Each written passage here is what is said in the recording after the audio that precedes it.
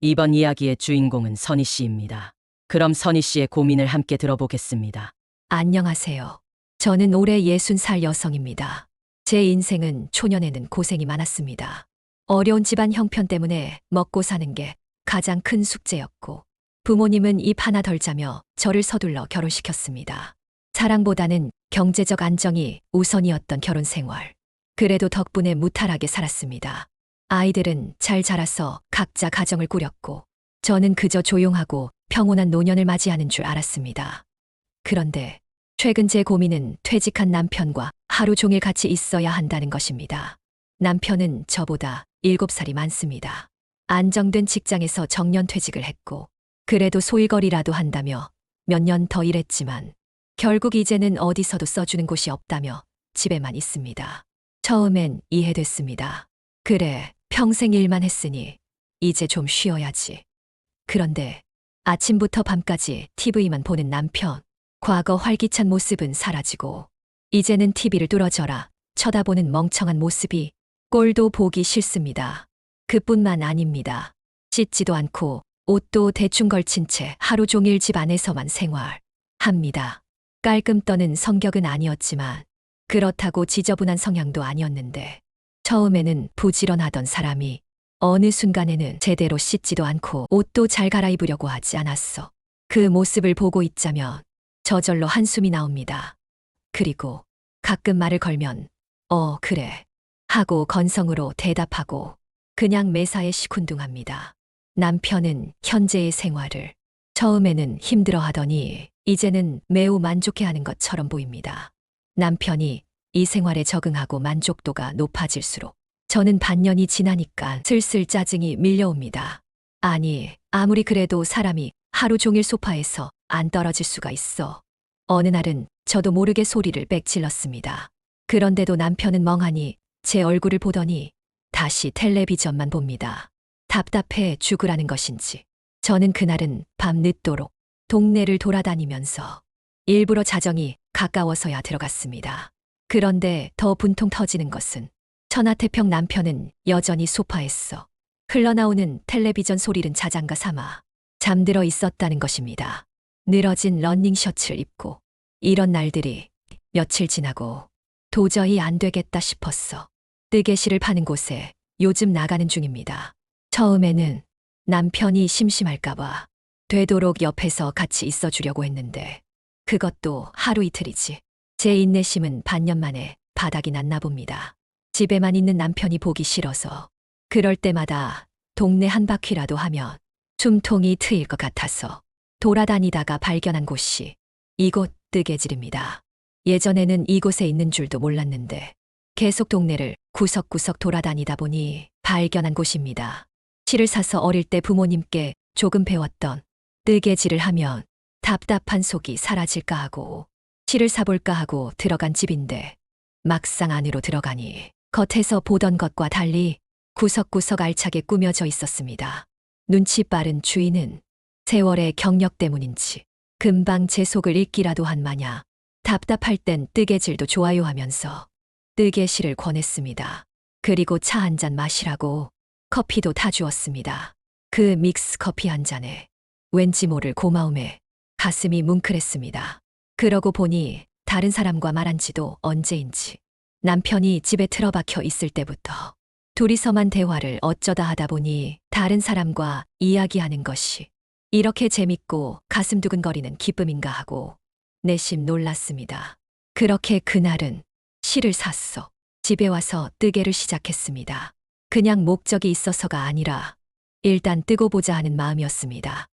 그렇게 시작한 뜨개질은 곧 목도리가 하나 나왔습니다. 무엇인가 마음속 응어리가 풀린 것 마냥 시원했습니다. 실도 떨어졌겠다. 또 널브러져서 잠든 남편이 보기 싫어 뜨개실을 사러 갔습니다. 오늘은 손님 더 있었습니다. 가게 주인은 내가 오자 반갑게 인사하면서 실을 사러 왔다니 아니 벌써 다 했냐고 손이 빠른가 보다 하면서 칭찬을 했습니다. 살짝 부끄러워졌습니다. 차나 한잔 하러 가라며 자리를 권하자 반가운 마음으로 앉았습니다. 커피 믹스 커피를 마시며 옆에 있는 분들과 인사도 나누었습니다. 이야기를 하다 보니 서로 나이대가 비슷비슷했습니다. 별 이야기도 아닌 이런저런 시시콜콜한 이야기를 하다 보니 금방 시간이 훌쩍 지났습니다. 그리고 알게 된 사실은 다들 혼자 이곳에 왔다가 뜨개를 하면서 친해졌다고 말했습니다. 선희 씨에게도 따로 하는 일이 없으면 이곳에서 뜨개도 하고 시간도 보내고 또 실력이 늘면 작품을 만들었어. 팔 수 있으니 집에만 있지 말고 나오라고 했습니다. 아직도 뜨개 옷이 인기가 많았어. 만든 작품을 걸어두면 가끔 사가는 분도 있고 그럼 그것만 해도 솔솔한 용돈벌이가 된다는 말에 선희 씨도 솔깃했습니다. 시간을 보낼 곳이 있다는 점도 좋고 또 작은 돈이라도 벌 수 있다니 꿈 같은 말에 덥석 오겠다 하고 약속했습니다. 그렇게 하루하루 꿈 같은 날이 시작되었습니다. 아니, 내가 왜 이제야 이런 걸 알았을까? 너무 좋다. 그런데 이런 꿈 같은 시간은 예상하지 못한 곳에서 터졌습니다. 집에서 TV만 보는 남편 때문입니다. 어느 날 뜨개질방에서 신나게 하루를 보내고 집에 돌아왔습니다. 그런데 남편이 잔뜩 심기가 불편한 얼굴로 앉아 있었습니다. 도대체 어디 갔다가 이제 오는 거야? 뜨개질방 갔지. 왜? 아침부터 나가서 밤늦게 오면 나는 집에서 뭐 하라고? 제대로 된 밥도 못 먹어서 영양실조 걸리겠다. 그 말을 듣는 순간 속에서 울컥하는 감정이 올라왔습니다. 아니, 그럼 내가 당신 밥순이야? 나는 밖에서 사람들 만나서 즐겁게 사는데 당신도 나가서 뭘 좀 해봐. 평생 조용했던 제가 소리를 지르자 남편은 당황한 얼굴로 방에 꽝 하고 들어가 버렸습니다. 그날 이후 우리 집은 더 조용해졌습니다. 이전 같으면 남편에게 미안하다 하고 사과하고 다시 집안에 있었겠지만 이젠 그러고 싶지 않습니다. 한 집에 살아도 따로 사는 것 같고 아니 오히려 더 외로운 그 공간에 더 이상 하루 종일 있기 싫었습니다. 그래서 남편 밥은 챙겨줘야 내가 억울한 말을 안 듣지 하고 조금 더 일찍 일어났어. 밥상을 차려주고 나갔습니다. 가끔은 점심이나 저녁에 와서 차려주고 또 뜨개방에 갔습니다. 어차피 올 때마다 남편은 소파에서 자고 있어서 내가 온 줄도 모르는 것 같았습니다. 그래도 꼬박꼬박 차려놓은 밥과 반찬은 없어지는 것 보니 먹고는 자니 다행이라 생각하고 내 마음도 가벼웠습니다. 그러던 며칠 저녁을 차려주려고 집에 잠시 오니 식탁에 반찬이 3개쯤 올려져 있었습니다. 반찬 가게에서 사온 것 같았습니다. 자고 있는 남편에게 물어보니 점심때 동네 한 바퀴 돌다가 반찬 가게에서 오늘 날씨도 흐리고 반찬 많이 안 나간다고 세일하길래 사왔어. 남편이 쑥스러운 듯 말했습니다. 이제 아침만 차려줘. 내가 저녁은 해결해 볼게. 그리고 쑥스러워하면서 계속 말했습니다. 내가 평생 내 손으로 뭘 해서 먹어본 적이 없어서 당신 고마움을 너무 모르고 살았다는 생각이 들더라고. 앞으로는 나도 집안일 하나 배워볼게. 왜 갑자기? 뭐 어느 날 내가 죽고 나면 못 얻어먹을까봐. 저는 마음에도 없는 말을 불쑥해버렸습니다. 남편은 그냥 픽하고 웃더니 가서 뜨개방이 나가라고 등을 밀었습니다. 그렇게 시간이 지나고 남편과 나는 같이 있지만 다른 공간에서 서로 잘 지냅니다.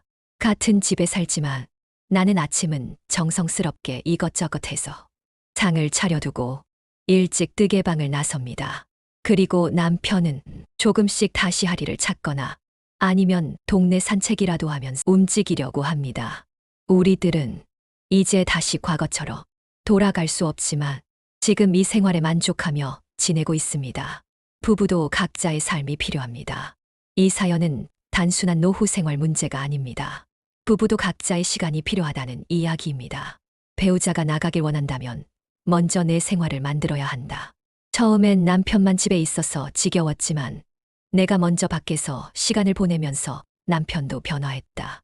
이 사람도 뭘 해야겠다고 생각하려면 나도 먼저 내 생활을 만들어야 한다. 배우자에게도 변화를 강요하지 말자. 처음에는 남편이 왜 TV만 보냐고 화가 났지만 남편도 자신의 속도를 가지고 변하는 중이었다. 사람마다 변하는 속도가 다르니까 천천히 지켜보자. 부부도 각자의 즐거움을 찾아야 한다. 나는 뜨개질방에서 친구들을 만나고 남편은 산책을 다니면서 새로운 생활을 시작했다. 서로를 이해하고 각자의 시간을 가지는 것이 부부 관계에도 더 좋다. 마지막 한마디, 나는 즐겁고 남편도 변했다. 이제 나는 뜨개질도 하고 친구들도 만나고 돈도 벌고 남편도 혼자 산책도 다니고 집안일도 조금씩 하면서 변하고 있습니다. 앞으로 봉사활동도 시작하려고 합니다. 이제 우리는 서로를 더 존중하며 각자의 인생을 즐기고 있습니다. 결혼 생활도 변해야 한다. 이제 우리도 각자의 시간을 즐길 때다. 선희 씨의 앞으로의 시간을 응원합니다. 그리고 함께 사연해 주신 분들 감사합니다. 오늘도 좋은 하루 되세요.